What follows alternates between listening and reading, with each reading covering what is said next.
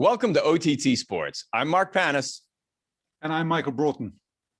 Michael, today, let's crack a topic that has been the buzzword of the last 12 months in the professional sports industry, SPACs. And let's do it through the lens of our recurring theme, who's going to do the work?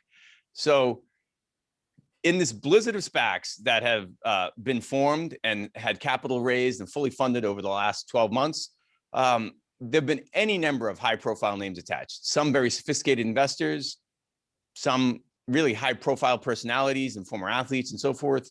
And also, though, a number of people who actually have full-time jobs in the industry, particularly in the front office of sports teams.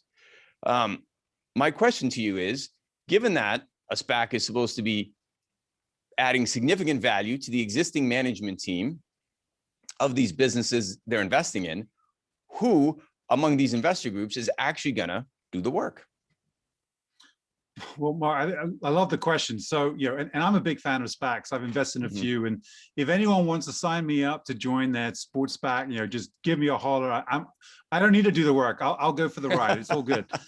But, and I'm going to pick on a poor guy here because phenomenal athlete, great player, but he played for the wrong team. He played for Duke. I'm a UNC man, Shane Battier. And, he recently announced a $200 million SPAC, but let's face it, he's not going to be running it.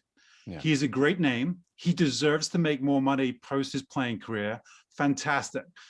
But you need to strip another layer below, right? And I think the other thing you've raised there, which is key, is a lot of the names we've seen are names that are invested or running major sports teams. Yeah. Now, if you own one sports team, you can't own another sports team in that league. If you can't float a US sports team unless I'm mistaken. In Europe, it's much harder to want to float one because of promotion, relegation, and the valuations might not be there for a US SPAC to invest. So you have to think, well, other than they're a nice name and they might be able to help you on certain things, why team execs? Right. Why not the guy who's running a big multimedia business say, hey, we're going to go after a multimedia company? Yeah. So if we take a step back, right, SPACs are a really efficient way to bring companies public. Fantastic. We're in agreement on that. We're in favor of it. Typically, when capital piles into a business, there's often, a thesis behind it that there's going to be a strategic change or change in personnel at the top to make it run more efficiently, to make it grow faster, or a combination of both, right? When you take companies public, the underlying thesis is we back the founders, we back senior management, we back the vision, we back the growth, and we're going to be an accelerant for that. So we seem to have, a misalignment almost right out of the box. Certainly, as these SPACs pour into these businesses, they're not going to change senior management right out of the box. The market would look, disfavorably on that, and that's an understatement. So I do wonder where this value add is going to be. Now, clearly, there are any number of these SPACs with very sophisticated operators who are clearly going to put the work in. I don't dispute that at all. I just think if you're an investor in the marketplace, you really need to, as you say, go a layer deeper and have a better understanding of actually what value this management team is going to bring to the businesses they're chasing. Right. And Mark, one of the ones that I've loved to follow was, Sports Entertainment Acquisition Corp. Really flows off the tongue, that one, right?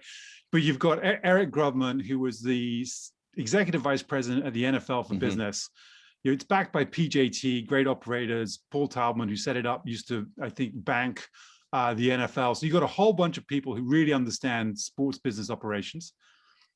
And, I don't personally see Eric as going in to be the CEO of whatever company it is he identifies and decides to take public. I can see him as chairman. Yeah. Right. Sure. And I can see him on the board, and I can see why some of these guys are going to be great on the board. But I think, again, it's just a misconception in the market of these are the names, these are the people who are going to buy something. It's like, look, you make it look a little bit more attractive. You bring some great names alongside it. As I say, they're great. And there are others like the Arctos one that's listed with Theo Epstein, but he's working with their private equity fund. So there's a quid pro quo here, right? That is investing in teams, and having Theo when you're investing in teams, that's a smart move. Absolutely. Yeah, it's going to be interesting to see who's doing the work. I completely agree with you, and let's see how it pans out.